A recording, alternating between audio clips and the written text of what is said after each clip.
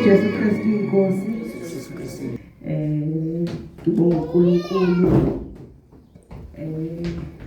oye wangigcina ngisekulahlekeni kodwa ngisithi ngiyakholwa. Haleluya. Ongavumanga ukuba ngife iqiniso lakhe ngikalazi. Haleluya bazalwane. Ngoba lithi izwi lakhe kwincwadi kaJohn chapter 17 lapho babesifundisa khona lithi ngoba izwi lakho liyiqiniso. Haleluya bazalwane. Sekugcwele emhlabeni enye insindiso bazalwane ethokozisa inyama. Haleluya. Kodwa umphefumulo wona ube ulamba. Haleluya bazalwane.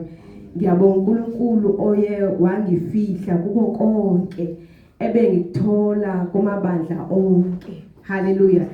Ipoison ebengiyidla kwindawo zonke bazalwane ngoba mina ngedwa nkosi bengilomuntu bengathanda ukugijima la kuthiwa kunevuselelo khona ngikhona ma open air night prayer even if invite anga bengibabhlungu ukuthi njani ungangi-invite la kuyokhonzwa khona uNkulunkulu. Haleluya bazalwane. Not aware ukuthi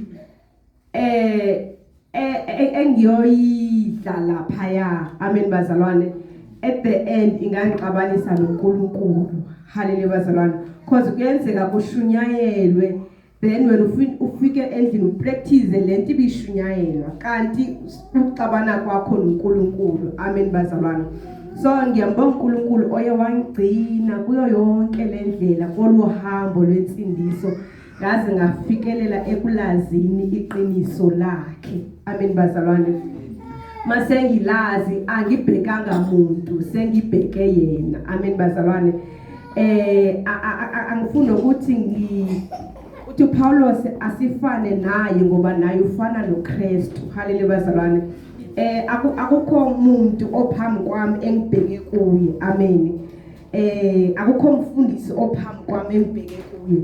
Kodwa ngibheke uKristu Jesu ngoba nguye yedwa owangifelayo, nguye yedwa owanikela ngempilo yakhe ukuze mina ngihlengwe.